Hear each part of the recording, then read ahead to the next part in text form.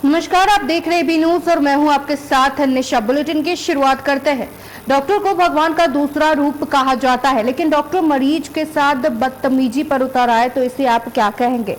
मोहनिया में एक डॉक्टर ने बीपी लो महिला को एक्सपायरी इंजेक्शन दे दिया। रोग ठीक होने के बजाय बढ़ने लगा, जहां पीड़ित महिला को बेहतर इलाज के लिए एम्स पटना भेजना पड़ा। इधर डॉक्टर अपने अस्पताल से गायब है। हालांकि कैमूर में इन दिनों सैकड़ों वैध क्लिनिक चल रहे हैं। बीच बीच में प्रशासन कार्रवाई करती है, लेकिन ऐसे फर्जी डॉक्टरों का मंत्री विधायक तक पहुंच है। इनको चाहकर भी प्रशासन कुछ नहीं कर पाती है, जिसका नुकसान गरीब मरीजों को भुगतना पड़ता है।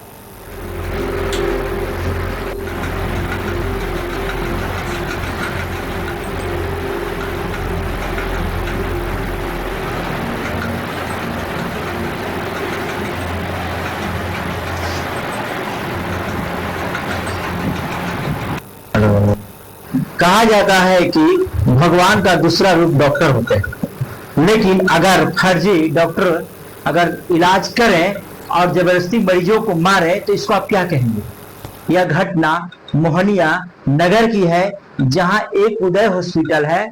मामला यह है कि ये शांति देवी है। इनकी अचानक रात में तबीयत खराब होती है, बीपी लो होता है, लेकिन वो डॉक्टर इस तरह इनको हाईजैक करता है कि 1500 का एक्सपायर इंजेक्शन दे देता है। आप देखिए, यह वही इंजेक्शन है जिसका दाम 1700 रुपया बताया, और एक्सपायर देने इंजेक्शन देने के बाद इनकी तबीयत बिगड़ती गई। जब इसकी शिकायत उस डॉक्टर से की गई तो उसने कहा कि ठीक हो जाएगा, लेकिन परिजन समझदारी की वजह से ये लोग पटना गए। वहां पर एम्स में इन्होंने इलाज कराना शुरू किया और घटना 27 मार्च की है। अब मामला यहां तक पहुंच गया, मामला थाने तक भी पहुंच गया है, लेकिन थाने अब तक कार्रवाई नहीं किया है। अस्पताल का जो भी प्रबंधक है, गुंडागर्दी के बल पर इनके बेटे के साथ मारपीट भी किया और इनको जान मारने की धमकी भी दे रहा है।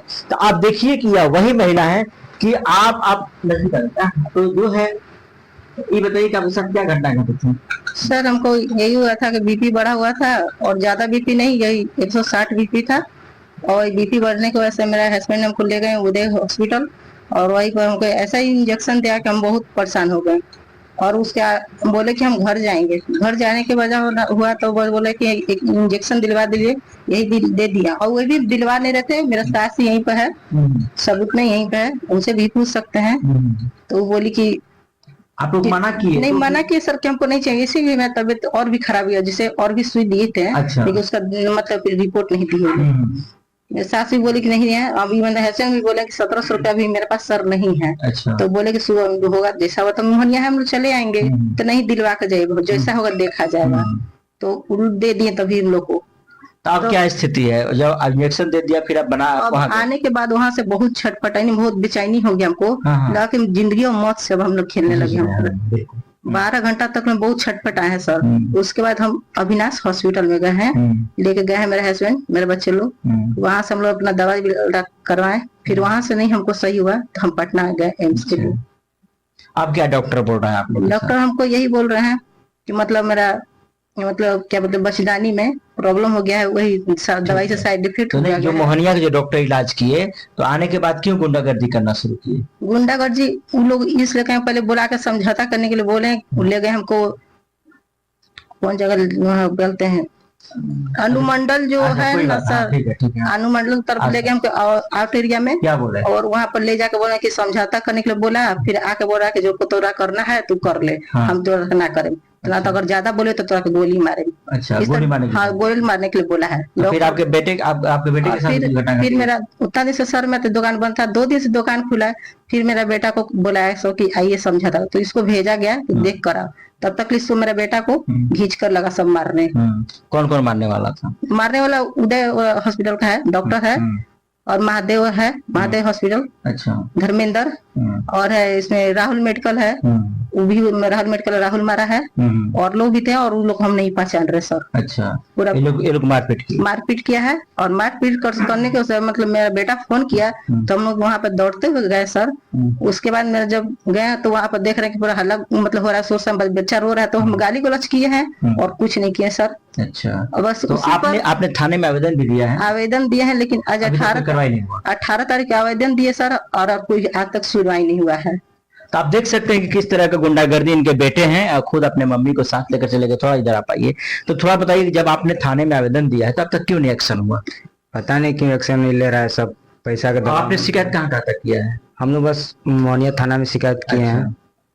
तो क्या अभी भी डर आप लोग को बना हुआ है? हाँ, डर बना हुआ है, जब धमकी दे रहा है तो कुछ भी कर सकता है। डॉक्टर का क्या नाम है?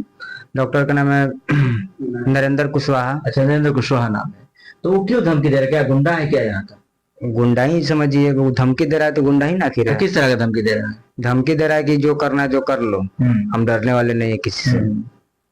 जरा देखिए कि किस तरह स्थिति है। गरीब परिवार है और किसी तरह अपना जीविकापार्जन ठेले पर करता है, नाश्ता बना के खिलाता है, लेकिन इनकी नाश्ता की दुकानें भी बंद हैं और इसकी शिकायत थाने को भी की गई है, बावजूद इसके किसी प्रकार का कोई कार्रवाई नहीं किया गया है।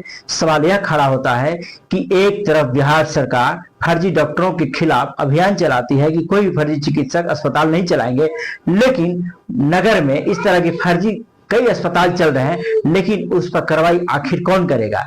ऐसे कैसे कौन सा ऐसे कौन सी स्थिति है कि जो ऐसे मरीजों के, गरीब जो मरीज हैं, जो 2 रुपया 3 रुपया कमाते हैं पर डे, और उनसे जो है 1700-1800 रुपए इंजेक्शन के नाम पर लिया जाता है, और जब तबीयत खराब होती है तो ये पटना जाते हैं, जब आकर ये बोलते हैं कंप्रोमाइज के लिए, तो कंप्रोमाइज के बजाय इनकी जान मारने की धमकी दी जाती है।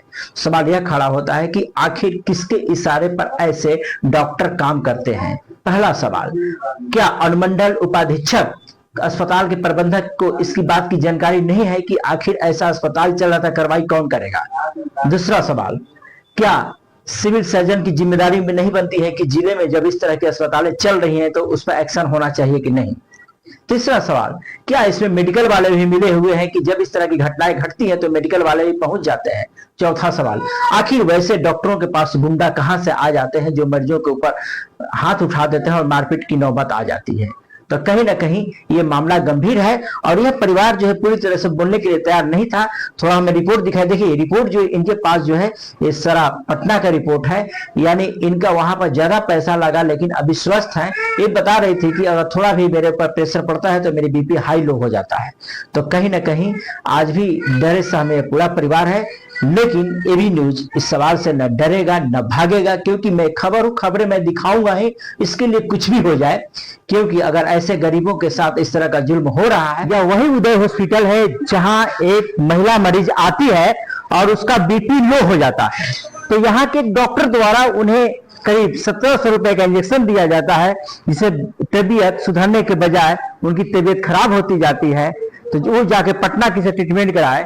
जब यहाँ पर आए वो दिखाने के लिए, कंप्रोमाइज करने के लिए बुलाए गए, कंप्रोमाइज कर लीजिए, तो यही हॉस्पिटल के सामने मारपीट होती है और यह कहा जाता है कि हमसे बड़ा कोई गुंडा नहीं है। सवाल यह खड़ा होता है कि आप डॉक्टर हैं और कहा जाता है कि भगवान के दूसरे रूप कहे जाते हैं, लेकिन आपने गुंडागर्दी कहां से सीखी?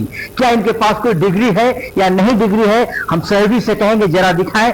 कहीं किसी प्रकार का बोर्ड नहीं लगा हुआ है, क्योंकि इसके पहले उदय हॉस्पिटल के नाम से बोर्ड लगा हुआ था, लेकिन घटना घटने के बाद इस बोर्ड को हटा दिया गया और उसके बाद जब पीड़िता द्वारा थाने में आवेदन दिया गया तो कहीं ना कहीं डॉक्टर द्वारा भी एक आवेदन दिया गया है कि मेरे साथ रंगदारी हुई है। सवाल यह खड़ा होता है कि अगर मरीजों के साथ यदि आप गलत करते हैं तो कहीं ना कहीं जो है मरीज के परिजन आवेदन देंगे ही, आपके ऊपर कानूनी कार्रवाई करेंगे ही। सवाल यह खड़ा होता है कि ऐसे झोला छाप डॉक्टरों पर कौन कार्रवाई करेगा?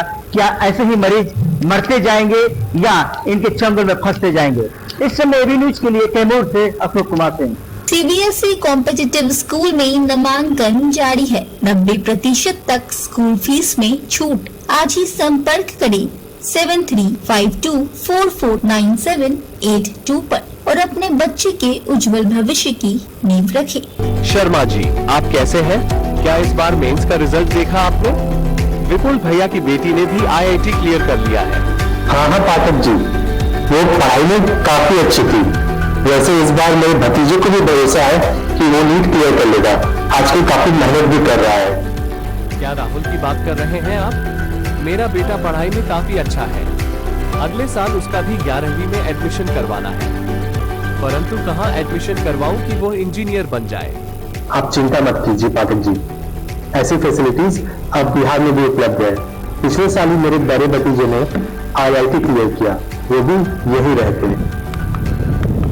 पाठक जी, यही मोहनिया बिहार में सीबीएसई कॉम्पिटिटिव स्कूल में।